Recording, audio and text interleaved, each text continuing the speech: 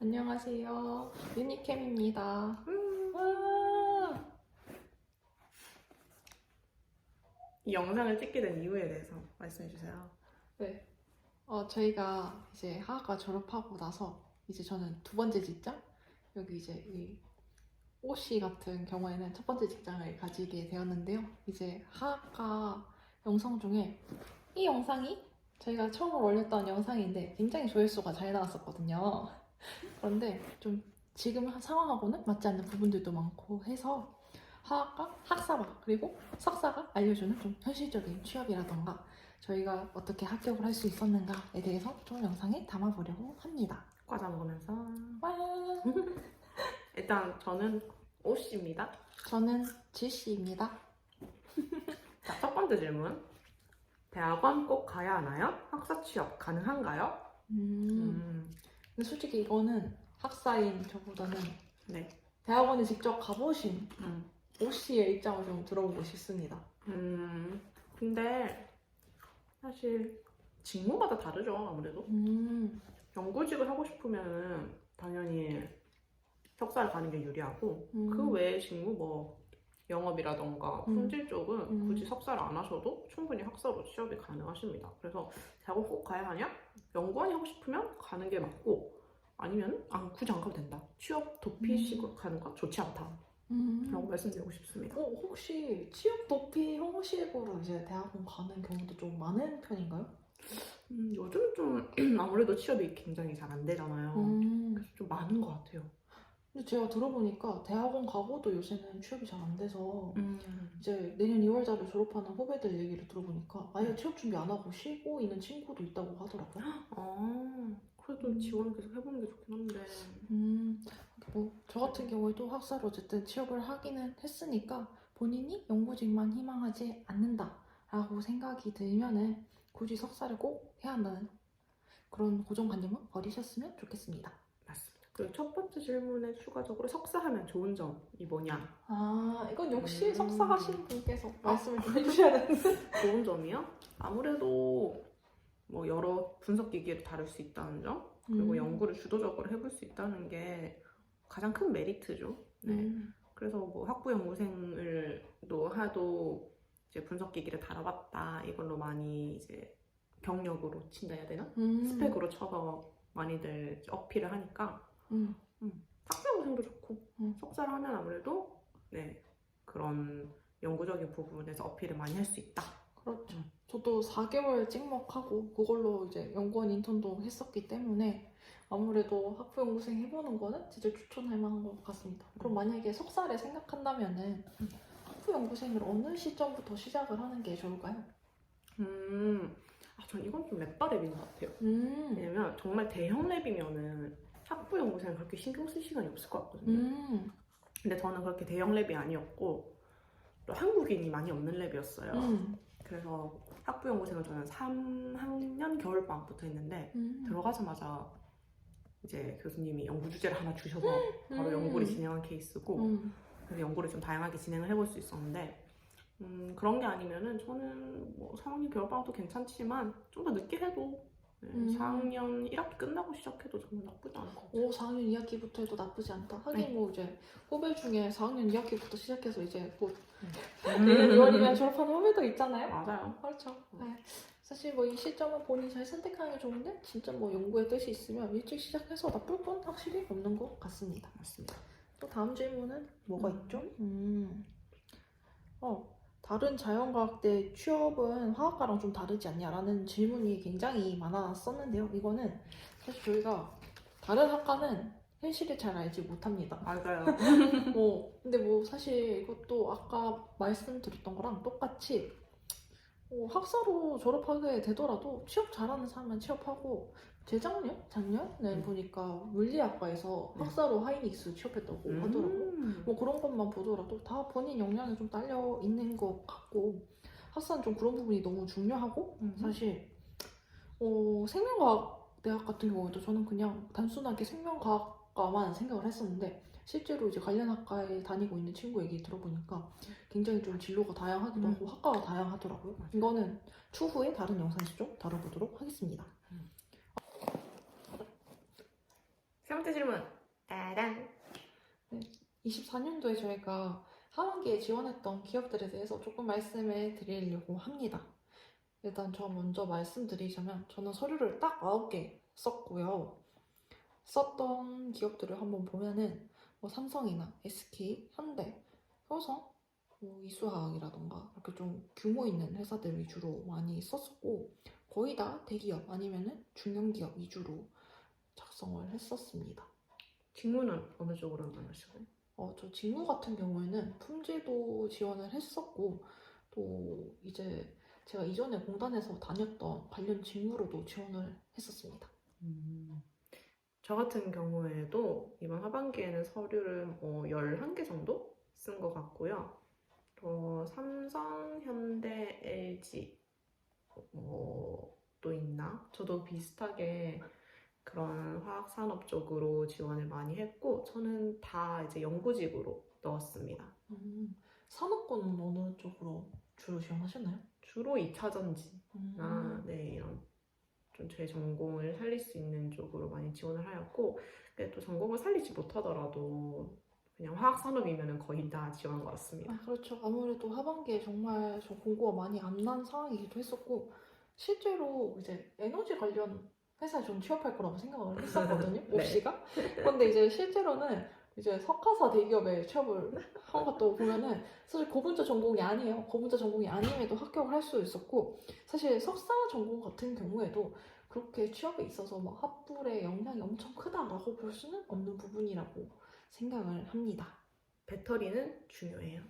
배터리는 아무래도 한창 뜨고 있는 사람이다 보니까 네, 배터리 전공한 사람이 요즘 너무 많기 때문에 그렇죠. 전공을 많이 봅니다. 배터리는 중요하다. 하지만 나머지는 연구 역량이 중요하다라는 정도로 정리할 수 있을 것 같습니다. 네 번째 질문. 따단. 바로 저희가 합격한 기업들에 작성을 했던 합격 스펙에 대해서 좀 말씀을 드리려고 합니다. 일단 가장 먼저 삼성 같은 경우에는 많은 분들이 아시다시피 이제 좀 작성하는 내용들이 타 회사와 다르게 좀 특이한 부분들이 굉장히 많아요. 뭐 학업 과정 중에 특기사항이라던가 그리고 또 직무 관련 경력 외에도 대내외 활동이라던가 좀 이런 것들에 있어서 다른 회사와 차별점이 좀 많다고 생각을 하는데 이제 오씨 같은 경우에는 어떤 내용으로 작성을 하셨나요, 당시? 네, 저 같은 경우에는 아무래도 대내외 활동에 아르바이트나 국가 근로 했던 거를 다 적고 성적 우수 장학금, 수상 경력. 네, 수상 경력에 그것도 넣고 일단 닥친 데를 좀 많이 넣었습니다. 제가 자소서를 한번 봤는데 좀 깜짝 놀랄 정도로 항목이 정말 많았거든요. 거의 제 2배 이상이 될 정도로 정말 많이 작성을 했었고 삼성이 이런 좀 뭔가 공부 외적인 것들을 좀 많이 중요하게 생각한다라고 생각할 수 있을 것 같아요. 맞아요. 되게 물어보시는 게 이력서에 아르바이트 쓰면 안 되는 거 아니냐? 라고 여쭤보시는데 삼성은 아르바이트를 쓰는 게 좋습니다. 그게 나의 공백기라던가 그런 거를 대변해 줄 수 있고 또 내가 공부 외에도 이런 곳에서 사회 경험을 함으로써 좀 더 성숙한 사람으로 발전할 수 있었다 이런 식으로 스토리텔링이 그분들이 이력서를 보면서 되기 때문에 네, 넣어주시는 게 좋아요. 일단 저 같은 경우에는 제가 솔직히 다른 학사분들에 비해서 대내외 활동을 많이 한 편은 아닙니다. 전 딱 3개 썼고요. 하나는 이제 1학년 때 했었던 봉사활동 썼었고 두 번째는 학교에서 했었던 사회공헌 활동 썼었고 마지막으로는 학부생 인턴 하면서 이제 외부에서 연구과제 비슷하게 진행했던 연구에 대해서 썼었고요. 수상 경력도 사실 뭐 이제 대회라던가 이런 게 사실 자연대회는 그렇게 엄청 많진 않잖아요. 뭐 맞아요. 캡스톤 디자인이라던가 이런 건 좀 공대에 많이 한정되어 있는 부분인 것 같고 저 같은 경우에도 성적장학금 썼던 거 6개만 작성을 했었습니다. 그 다음에 제가 조금 다른 분들과는 다른 특이사항이 좀 있다면 직무 관련 경력이 좀 있다는 부분인데요. 일단은 직무랑 직접적으로 연관은 되지 않더라도 저는 일단 경력사항이라고 할 만한 인턴 활동 같은 것도 작성을 했고 이제 정출연에서 인턴 했던 거, 그 다음에 공단에서 정규직으로 근무를 했던 이력이 또 있었기 때문에 해당 경력에 대해서도 작성을 했었습니다. 삼성 외에 이제 다른 회사들도 저희가 지원을 해서 합격을 했잖아요. 네. 이제 다른 회사에서 이제 지원을 할 때 어떤 것들을 작성을 했는지에 대해서 조금 말씀을 드리도록 할게요. 저 같은 경우에는 금호석유화 품질식무로 합격을 했었는데, 참고로 저는 최초 합격자는 아니고 추가 합격자고요. 이제 금호 같은 경우에는 타 회사와 다르게 이제 추가 합격 제도라는 굉장히 좋은 제도가 마련이 되어 있어서 이렇게 이제 최초합이 아니더라도 이제 계속 연락을 기다리면 합격 연락을 좀 받을 수가 있거든요. 일단 제가 썼던 거는 사실 금호는 그렇게 뭔가 특이 사항에 대해서 쓸만한 것들이 많지 않았습니다. 맞아요. 자소서도 굉장히 짧고 특이하고 어필할 수 있는 부분이 많이 없었던 것 같아요. 실제로 그 스펙상을 좀 쓰더라도 면접에 들어가게 되면은 그런 것들을 전혀 모르시는 부분? 자격증을 저 같은 경우에는 기사 2개랑 산업기사 하나 이렇게 가지고 있는데 제가 그걸 가지고 계시는지를 잘 모르시더라고요. 그래서 아무래도 사실 이런 부분 좀 중요하지 않고 자소서에 좀 힘을 주는 게 더 맞지 않나 라고 생각을 했었습니다. 이제 오 씨는 이제 합격한 기업 어떤 걸 쓰셨나요? 기본적인 스펙을 좀 알려드리면 대학은 지방대입니다. 네, 저희는 지방대 하학과입니다. 네, 지방대 하학과고요. 학점은 둘 다 이제 4점대 이상. 네, 저는 4.12, 전공 학점이 4.1이었고요. 4.5점 만점에.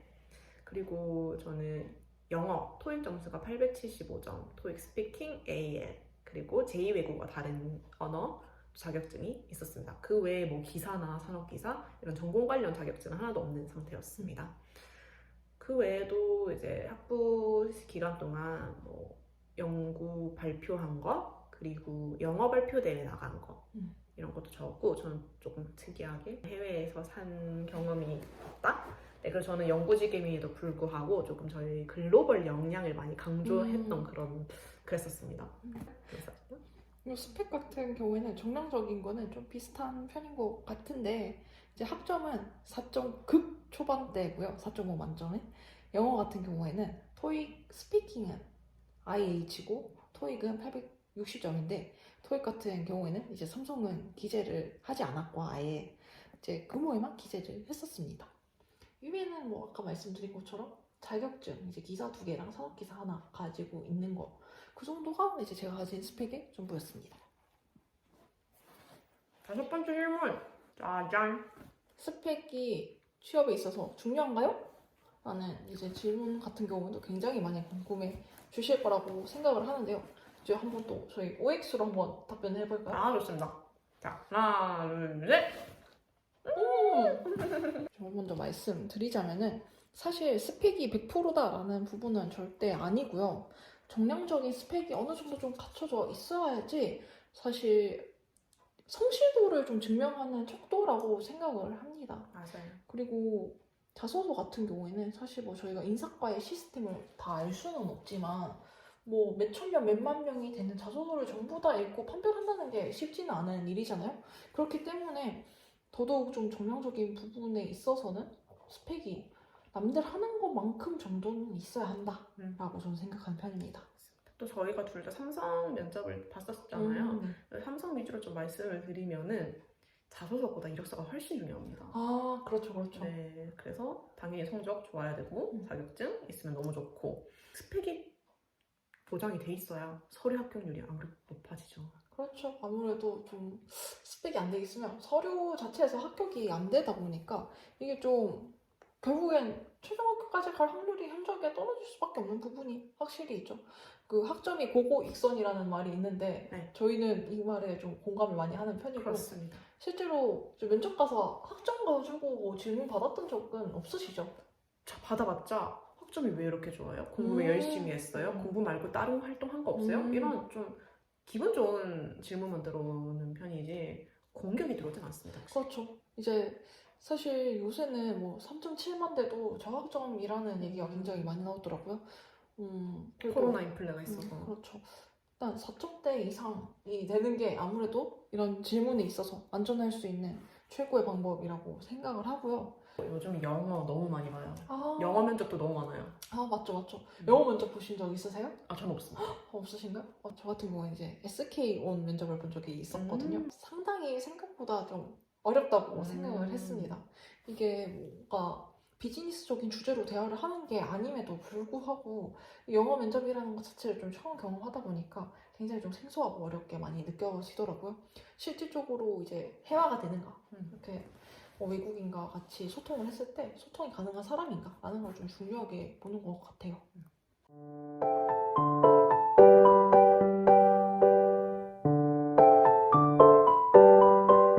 거의 100평 가까이 있었고요. 좀 많이 쓴 편이라고 생각하는데 디서트 몇 점 맞았는지 한번 여쭤봐도 괜찮을까요?